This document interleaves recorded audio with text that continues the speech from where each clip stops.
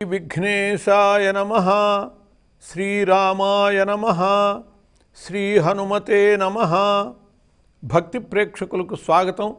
మనం కార్యసిద్ధిలో ఉన్నాం. అలక్ష్మీర్మే నశ్యతు. మనము అలక్ష్మిని తొలగించుకోవాలి, లక్ష్మికి స్వాగతం చెప్పాలి.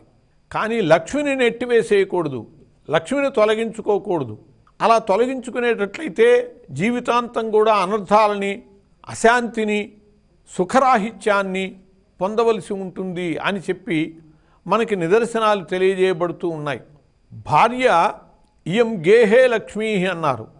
ఇల్లాలు ఇంటిలో ఉండేటటువంటి లక్ష్మే. ఆమెని ఎట్టి పరిస్థితుల్లో కూడా అనాదరపరిచేటట్లయితే, అవమానపరిచేటట్లయితే ఆమె నిలబడదు, లక్ష్మి నిలబడదు అని చెప్పి శాస్త్రం చెబుతూ ఉన్నది.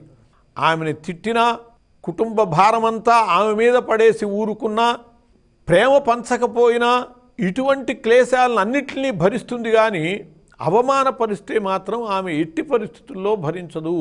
లక్ష్మి వెళ్ళిపోతుంది, గృహలక్ష్మి వెళ్ళిపోతుంది, లక్ష్మి కూడా వెళ్ళిపోతుంది, సుఖశాంతులు ఉండవు అని చెప్పి తెలియజేయబడ్డది. దానికి నిదర్శనంగా కూడా మనకి రామాయణంలో సీతా వృత్తాంతం కనపడుతుంది. సీతాదేవి భర్తతో పాటు అడవులకి వెళ్ళటానికి కూడా సిద్ధమైంది.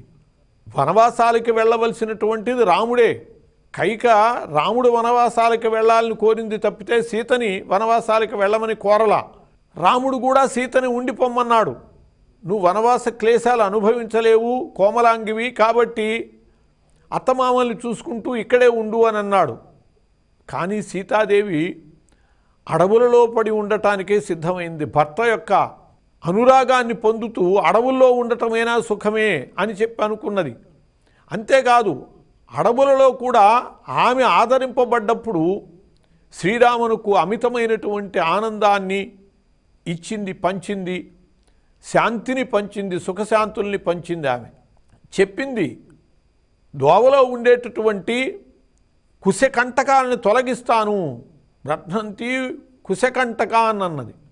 నీ ముందు వెళుతూ దారిలో ఉండేటటువంటి ముళ్ళు అవి తొలగిస్తాను అన్నది. అలాగే ముందే వెళ్ళి లంకకి అక్కడ ఉన్నటువంటి ముళ్ళు రావణాసురుణ్ణి తొలగించడానికి ఆమె హేతువైంది. కాబట్టి సీతాదేవి అడవిలో ఉన్నా కూడా ఆమెను గౌరవంగా చూసినంత కాలము ఆమె వల్ల రాముడు ఆనందం పొందాడు, సుఖశాంతులతో ఉన్నాడు. కానీ చివరిలో ఎవడో ఏదో అన్నాడని చెప్పి ఆమెను అడవులకి పంపేసేశాడు. అది అవమానిత అయింది. అలా అవమానిత అయ్యాక మళ్ళీ రాముని ముఖం చూడటానికి సిద్ధం కాలేదు, రాముని దరి చేరటానికి సిద్ధం కాలేదు. తన తల్లిని భూమాతని పిలుచుకుని ఆ భూమాతతో వెళ్ళిపోయింది తప్పితే రామునితో మళ్ళీ ఉండటానికి సిద్ధం కాల. ఆమెను అలా పంపాక, అవమానించాక రాముడు సుఖపడ్డది లేదు, సుఖశాంతులు పొందింది లేదు. అడవిలో ఉన్నా కూడా సీతతో ఉన్నంతకాలము చాలా ఆనందంగానే జీవించగలిగాడు రాముడు. కాబట్టి భార్యని అవమానిస్తే దానివల్ల సుఖశాంతులు ఉండవు అని చెప్పి గ్రహించాలి. గృహలక్ష్మి తొలగింది అంటే లక్ష్మి, శాంతి లక్ష్మి తొలగిపోతుంది అనేటటువంటిది గ్రహించాలి. సీతాదేవి కొంతకాలం తర్వాత బ్రతికి ఉన్నా, ఎందుకు బ్రతికి ఉన్నది అంటే బిడ్డలని అప్పచెప్పేదాకా బ్రతికి ఉన్న తప్పితే తర్వాత రాముడితో సుఖంగా జీవించటానికి లేదు. ఆమె తల్లితో పాటు వెళ్ళిపోయింది. కాబట్టి ఇయం గేహే లక్ష్మీ అని చెప్పి చెప్పబడినటువంటి భార్యని భర్త ఎప్పుడూ కూడా అవమానం పాలు చేయకూడదు. మరే రీతిగా కష్టపెట్టినా సహించగలదు, కానీ అవమానిస్తే మాత్రం సహించేది ఉండదు, వాళ్ళకి సుఖశాంతులు ఉండవు అని చెప్పి చెప్పబడ్డది. కాబట్టి ఎప్పుడూ కూడా భార్యని అవమానించకూడదు అని చెప్పి మనకి రామాయణమే, ఆది కావ్యమైనటువంటి రామాయణము, అందులో ఉన్నటువంటి సీతామాత యొక్క చరిత్రే నిదర్శనంగా తెలియజేస్తుంది. స్వస్తి.